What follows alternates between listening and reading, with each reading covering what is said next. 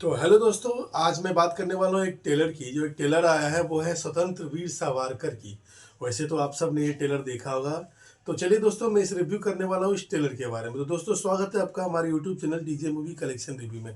दोस्तों, मैं इसमें बात करूँ जो लीड रोल है कि जो एक्टर है वो रणदीप हुडा सर। फाइनली दोस्तों, अगर आप रणदीप हुडा सर की देखो, अगर देखा जाए, अगर आज के दौर की अगर मैं बात करूँ ना, तो कैसे वो ऐसे एक्टर हैं जो मैं कह सकता हूँ कि जिस हिसाब से वो रोल प्ले करते हैं ना, वो उस हिसाब से अपने आप को ट्रांसफॉर्म किया कह सकते हैं, ढाल लेते हैं। अगर मैं आपको अगर ये कहूँ कि अगर आज के दौर में अगर कोई अगर अंडर रेटिंग कोई स्टार है, तो सबसे अगर मैं बात करूँ तो वो अपने रणदीप हुडा सर है। फाइनली दोस्तों, आप जब ये ट्रेलर देखोगे तो आपको ये पता चलेगा कि ये बहुत सारे रोल में, ये इस मूवी में भी वो आप उनको देखोगे कि अलग अलग कैरेक्टर में आपको नजर आएंगे। क्योंकि देखो, जब किसी की बायोपिक मूवी जब बनती है ना, तो उसके आप मैं कह सकता हूँ स्टार्टिंग दौर से लेकर जो बीत चुका होता है या जो होने वाला होगा, वो सब दिखाया जाता है। तो इसमें आप देखोगे कि उन्हें काफ़ी सारे आप उनके एक्टर रोल में देखोगे, या तो एक मैं कह सकता हूँ युवा के रोल में, या एक मतलब जिस हिसाब से उन्होंने एक्टिंग की ना, भाई साहब क्या उन्होंने एक्टिंग की है। आप बिल्कुल सावरकर की सबकी कॉपी जो उन्होंने की है ना, आप जब देखोगे तो उनके एक्टिंग की वो जो लेगेसी है ना, आपको नजर आएगी दोस्तों।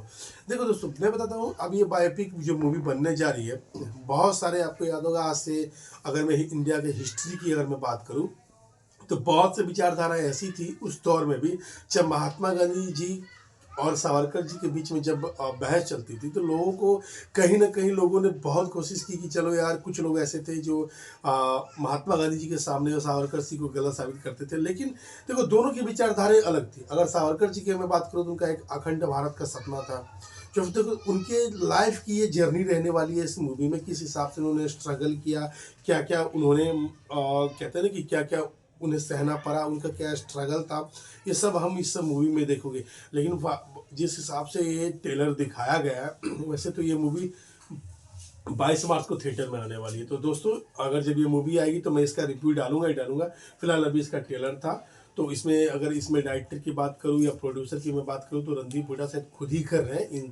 रणदीप हुडा सर खुद ही इसको प्रोड्यूस कर रहे हैं और डायरेक्टर भी कर रहे हैं। तो फाइनली भाई, होता ही है जब आप इतने बड़े आप लेवल की मूवी आप बनाने जा रहे हो, तो कहीं ना कहीं लोगों में इसका कहते हैं ना कि हाइप भी ज़्यादा होता है। क्योंकि देखो, जब आप किसी चीज़ हिस्ट्रिकल चीज़ को जब आप किताब में पढ़ते हो, और एक कहते हैं ना कि एक पर्दे पे इस लाइफ को जीना एक अलग लेवल का होता है।